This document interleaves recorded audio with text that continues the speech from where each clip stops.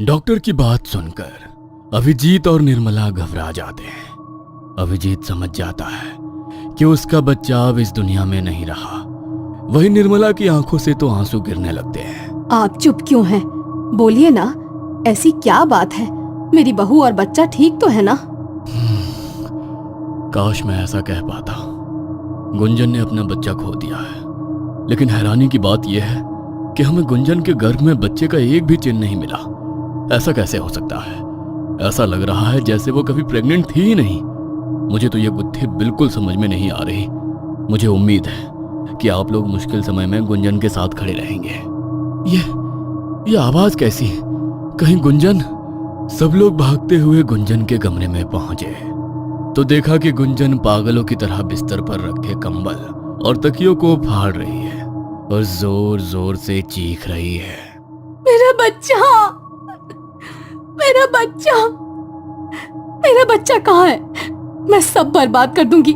मैं अपने बच्चे को कुछ नहीं होने दूंगी। गुंजन की ये हालत देखकर अभिजीत की आंखों से आंसू छलक आते हैं और वो भागकर उसे गले लगाने की कोशिश करता है। गुंजन शांत हो जाओ, सब ठीक हो जाएगा, प्लीज मेरी बात सुनो। अभिजीत के गले लगाते ही गुंजन चीख चीख कर रोने लगती है। अभिजीत, अभिजीत, मेरा बच्चा, ये सब मेरे बच्चे के कातिल हैं। मैं इन्हें जिंदा नहीं छोड़ूंगी। अभिजीत, गुंजन को अभी सख्त आराम की जरूरत है। मैं इसे बेहोशी का इंजेक्शन लगा देता हूँ। नर्स कमरे में आती है और जबरदस्ती गुंजन को बेहोशी का इंजेक्शन लगा देती है। अब गुंजन शांत हो चुकी थी। सबने उसे आराम करने के लिए कमरे में अकेला छोड़ दिया। गुंजन की इस हालत का जिम्मेदार मैं ही हूँ। मुझे उसे अकेला छोड़ना ही नहीं चाहिए था। ये तो क्या बोल रहा है बेटा? ये सब तेरी वजह से नहीं, बल्कि उस शराब की वजह से हो रहा है जो भीलवाड़ा को बर्बाद कर चुका है। मुझे तो लगा था कि वो सारी बातें झूठी थी, मगर आज सब सच देख लिया। अब बस भी करो माँ। आज के जमाने में भी श्राप और भूतों जैसी बातों पर यकीन करते हो। ये सब कुछ नहीं होता। मुझे तो लगता है कि गुंजन को कोई बीमारी हुई है। इस वक्त उसकी मानसिक स्थिति बिल्कुल ठीक नहीं है। मुझे सावित्री को बुलाना ही होगा। वही है जो गुंजन को संभाल सकती है। ये दिल्ली है, जहाँ के एक बड़े अस्पताल में सावित्री काम करती है। वो एक मनोवैज्ञानिक है और ऐसे कई केसेस को साइंस की मदद से हैंडल करती है जिन्हें ये दुनिया भूत का नाम दे चुकी है। सावित्री भूतों में यकीन नहीं करती है। वो इस वक्त कुछ मनोवैज्ञानिकों के साथ एक मीटिंग कर रही थी कि तभी उसके पास किसी का कॉल आता है। क्या? ये कैसे हो सकता है? भाभी कैसी हैं? हाँ, आप बिल्कुल मत कीजिए, मैं कल ही पहुंचती हूँ। क्या हुआ सावित्री जी, सब ठीक तो है ना? जी हाँ, सब ठीक है। सॉरी, पर मुझे एक अर्जेंट केस मिला है तो मुझे जाना होगा। सावित्री ट्रेन से उतरती है। वो अपने हाथ में एक बैग पकड़े हुए गांव की तरफ बढ़ रही है। रास्ते में लोग उसे अजीब निगाहों से देखते हैं। गांव की गलियों में गहराती खामोशी और हल्की हवाओं का शोर माहौल को और रहस्यमयी बना रहा है। भीलवाड़ा अभी भी नहीं बदला। वही पुरानी सड़कें, डरे हुए लोग और एक अजीब सी खामोशी। न जाने क्यों मैं जब भी यहाँ आती हूँ मुझे कुछ अजीब वाइब्रेशंस महसूस होती हैं। सावित्री कई सालों बाद अपने गांव लौट रही थी। पिछली रात उसे अपने परिवार से गुंजन के अजीब बर्ताव के बारे में खबर मिली। ये खबर सुनकर उसके मन में कई सवाल उठे जिनका जवाब वो खुद ढूंढने के लिए यहाँ आई थी। सावित्री, सावित्री, तुम आ गई। मुझे पता था तुम आओगी। तुम ही मेरी मदद कर सकती हो। गुंजन के चेहरे पर थकावट और डर साफ झलक रहा था। वो सावित्री को देखते ही गले लग गई। गुंजन, सब ठीक है, तुम बिल्कुल फिक्र मत करो, मैं सब ठीक कर दूंगी। लेकिन तुम इतनी डरी हुई क्यों लग रही हो? बात क्या है? वो बच्चा, वो मुझे हर जगह दिखता है। कभी वो मेरा पल्लू पकड़कर मेरे पीछे पीछे चलता है तो कभी कभी इसी दरवाजे के पास खड़े होकर माँ माँ चिल्लाता है। उसी ने और मेरा बच्चा, मेरा बच्चा। गुंजन, होश में आओ, यहाँ कोई बच्चा नहीं है। गुंजन, होश में आओ, यहाँ कोई बच्चा नहीं है। सावित्री गुंजन को पकड़कर जोर से हिला देती है और गुंजन का वहम टूट जाता है। ये इतनी तेज हवाओं का झोंका क्यों चलने लगा? खैर गुंजन, चलो अंदर चलते हैं। माँ, माँ, सावित्री, मेरी लाडो, तू कैसी है बेटा? मैं ठीक हूँ माँ, मगर भाभी का ये हाल कब से है? 15 दिन हो गए हैं। कभी अचानक चीख पड़ती है, कभी कहती है कोई उसे बुला रहा है। डॉक्टर को दिखाने की सोची थी, लेकिन हमें लगा सब ठीक हो जाएगा, मगर इसकी हालत तो दिन ब दिन बिगड़ती ही जा रही है। भाई कहाँ है? कहीं नजर नहीं आ रहे। अभिजीत, वो बेचारा हर वैद्य और डॉक्टर के चक्कर काट रहा है। उसके गले से तो रोटी तक नहीं उतरती है। तभी तो तुझे बुलाया है, ताकि तू इसे ठीक कर सके। निर्मला की बातें सुनकर सावित्री की चिंता और बढ़ गई। उसने घर का मुआयना लेने का फैसला लिया। वो बहुत थक गई थी, इसलिए थोड़ा आराम करना चाहती थी। मैं भी कितनी पागल हूँ। पूरे 1 साल बाद मेरी लाडो घर वापस आई है और मैंने उसे खाने तक भी नहीं पूछा। तू ये सब छोड़, जाकर अपने कमरे में आराम कर। मैंने तेरी पसंदीदा दाल बाटी बनाई है, लाती हूँ। हाँ, मेरा कमरा, कितना सुकून मिलता है अपनी पुरानी चीजों को देखकर। लेकिन ये रोने की आवाज कहाँ से आ रही है? सावित्री अपने कमरे में बैठी थी, लेकिन गुंजन के कमरे से आती सिसकियों ने उसे बेचैन कर दिया। उसने तुरंत कमरे की ओर रुख किया। दरवाजा खोलते ही उसे भीतर का भयावह दृश्य दिखा। सावित्री, तुम आ गई, मुझे बचा लो, मुझे कुछ हो रहा है। गुंजन पलंग पर बैठी थी, लेकिन उसकी आंखों में एक अजीब सी घबराहट और थकावट साफ झलक रही थी।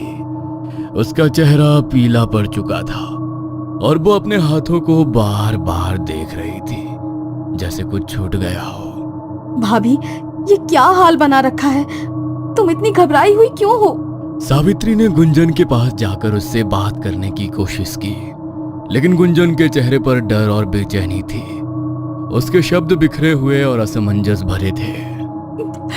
मेरा बच्चा, मैंने उसे देखा था, वो मुझे पुकार रहा था। गुंजन, इस कमरे में कोई नहीं है। देखो, यहाँ सिर्फ मैं हूँ और तुम्हें डरने की बिल्कुल जरूरत नहीं है। तुम खुलकर मुझे बता सकती हो, क्या तुम किसी के दबाव में आकर ये सब कर रही हो? नहीं, वो अभी भी यही है। वो तुम्हें देख रहा है। उस रात जब मैंने परछाई देखी, उसने मुझे बुलाया। वो बच्चा, उसने कहा, माँ मेरे पास आओ। और फिर खून, लाल कदमों के निशान। वो आएगा, वो रात को जरूर आएगा। क्या? लेकिन भाभी, ये कैसे हो सकता है? तुमने कहा था कि तुम्हारा बच्चा गायब हो गया। फिर ये बात तुम नहीं समझोगी सावित्री। वो मेरे साथ है, हर जगह। उसकी आवाज, उसकी परछाई, वो हर रात आता है। कभी मुझे बुलाता है, कभी रोता है। गुंजन का शरीर कांप रहा था। वो अपने पैरों को घुटनों से लपेटे बैठी थी, जैसे किसी अदृश्य शक्ति से बचने की कोशिश कर रही हो। सावित्री ने उसकी नब्ज जांची। भाभी, तुम्हें आराम की जरूरत है। मुझे लगता है ये सब तुम्हारे दिमाग का भ्रम है। मैं यहाँ हूँ, सब ठीक हो जाएगा। सब ठीक नहीं होगा सावित्री, तुम नहीं जानती। ये सब कालिंदी का काम है। वो मुझे ले जाएगी। उसने कहा है, तेरे बच्चे की जगह अब तुझे जाना होगा। कालिंदी? कौन कालिंदी? भाभी, ये सब तुम्हारे दिमाग की उपज है। तुम्हारे दिमाग पर गहरे सदमे का असर हुआ है। तुम आराम करो, मैं तुम्हारे लिए कुछ दवाई लाती हूँ। दवाई काम नहीं करेगी सावित्री, मैं श्रापित हूँ। ये सिर्फ शुरुआत है। भाभी, ये सब क्या बड़बड़ा रही हैं? बच्चा, लाल निशान, और अब ये कालिंदी कौन है? सावित्री समझ गई कि ये कोई साधारण समस्या नहीं है। उसने अपने बैग से अपनी नोटबुक निकाली और गुंजन के लक्षण लिखने लगी। हर छोटी बड़ी बात वो दर्ज कर रही थी। इसका मतलब गुंजन जिससे डरती है वो रात को आएगा, और आज रात मुझे चौकन्ना रहना होगा। मुझे कोई ना कोई सुराग जरूर मिलेगा। रात गहरी हो चुकी थी। घर के सभी लोग सो चुके थे, लेकिन सावित्री को नींद नहीं आ रही थी। सावित्री कमरे में अपनी नोटबुक में लिख रही है, लेकिन हवाओं की गूंज और हल्की फुसफुसाहटों ने माहौल को भयानक बना दिया था कि तभी अचानक खिड़की पर दस्तक हुई। ये आवाजें, इतनी देर रात खिड़की पर कौन हो सकता है? कौन है? सावित्री ने खिड़की की ओर देखा, लेकिन कुछ नहीं दिखा। उसने खिड़की के पास जाकर बाहर झांका। आंगन में हल्की हल्की धुंध फैली हुई थी। तभी उसे वहां पर एक परछाई दिखी। ये कौन हो सकता है?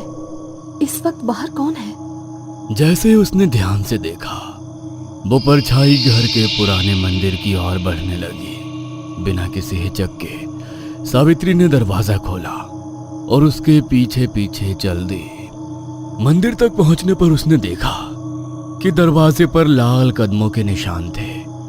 खून जैसा लगने वाला द्रव्य नीचे बह रहा था। सावित्री ने झुककर उसे छूना चाहा, लेकिन तभी माँ, मेरे पास आओ माँ। सावित्री ने देखा कि मंदिर के भीतर दीवारों पर खून से बने अजीब चिन्ह थे। वहां एक पालना था जो धीरे धीरे हिल रहा था। कौन है यहाँ? कौन ये सब कर रहा है? जवाब में सिर्फ सन्नाटा था। सावित्री ने कदम बढ़ाया और जैसे ही उसने पालने के भीतर झांका, उसे वहां एक कंकाल दिखा। बच्चे के कंकाल का एक हाथ उसकी ओर बढ़ा हुआ था। नहीं, ये सच नहीं हो सकता। सावित्री पीछे हटने लगी, लेकिन तभी मंदिर के दरवाजे जोर से बंद हो गए।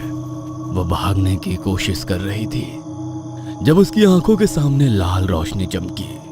मंदिर में अचानक एक चेहरा प्रकट हुआ। ये कालिंदी का चेहरा था। उसकी आंखें गुस्से और दर्द से जल रही थी। वह सावित्री की ओर बढ़ रही थी। ये श्राप मैंने दिया है, लेकिन ये दर्द तुम सब ने मुझे दिया था। अब कोई इसे नहीं रोक सकता। सावित्री ने अपने पूरे दम से चीख मारी और दरवाजा खोलने की कोशिश की। किसी तरह वो बाहर निकली और भागकर घर पहुंची। उसकी सांसें तेज चल रही थी। तुम भी देखाई है ना? अब तुम जान गई कि ये सब सच है। गुंजन के साथ घर के बाकी लोग भी बाहर आ गए। सावित्री का शरीर मानो जम सा गया हो। उसकी बोलती बंद थी। क्या हुआ सावित्री, तुम यहाँ आंगन में? क्या देखा तुमने? कुछ बोलती क्यों नहीं? सावित्री, चुप क्यों हो? माँ कुछ पूछ रही है। वो कालिंदी कालिंदी। सावित्री को अब एहसास हो गया था कि ये घटना सिर्फ कल्पना नहीं थी। वो गुंजन की बातों पर यकीन करने लगी, लेकिन सवाल ये था कि क्या वो घर वालों को सच बता पाएगी? आखिर कौन है ये कालिंदी और क्या श्राप दिया है उसने भीड़ वाला को? सावित्री कैसे पहुंचेगी कालिंदी तक? जानने के लिए सुनते रहिए कालिंदी की श्राप, सिर्फ once upon a time horror stories पर।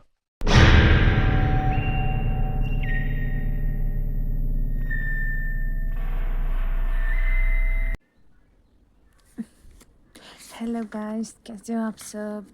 स्वागत है आपका एक न्यू वीडियो में मेरी। देखो, आज हम स्टडी कर रहे हैं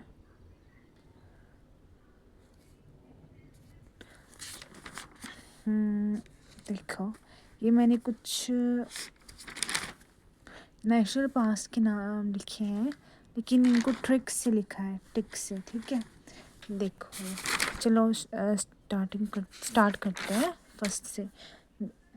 अरुणाचल प्रदेश, अरुणा नाम की मूली। फर्स्ट ट्रिक देखो, ट्रिक क्या है?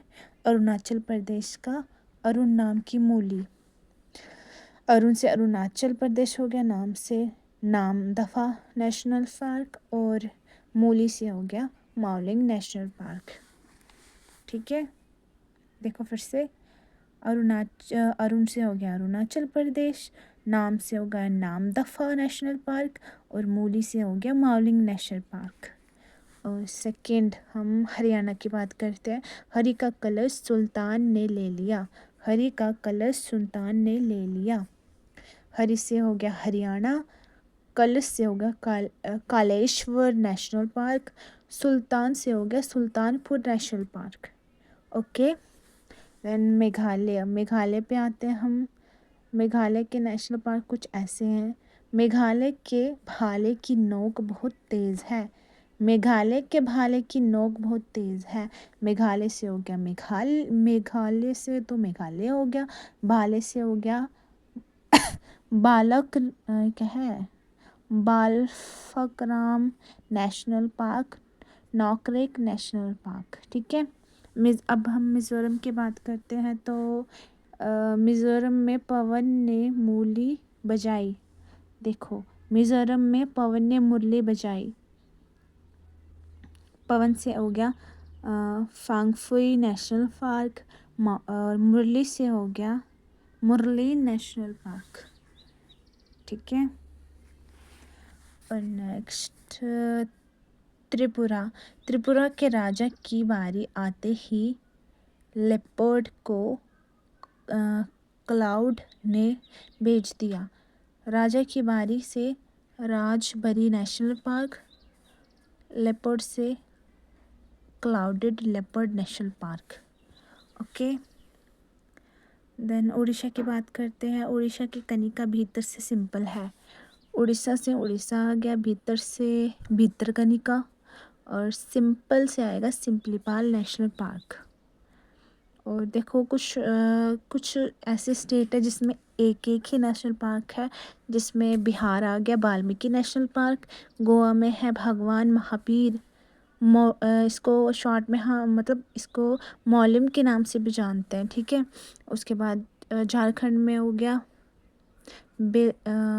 बेतला नेशनल पार्क, और नागालैंड में है इन तंकी नेशनल पार्क। ओके। और ये मणिपुर में है कैबू लामजा नेशनल पार्क, ये बहुत फेमस है, ये लोकटक झील के पास है। ठीक है। सिक्किम में आ गया कंचनजंगा नेशनल पार्क, और पंजाब में हरिके वेटलैंड। ठीक है। उत्तर प्रदेश में दुधवा नेशनल पार्क।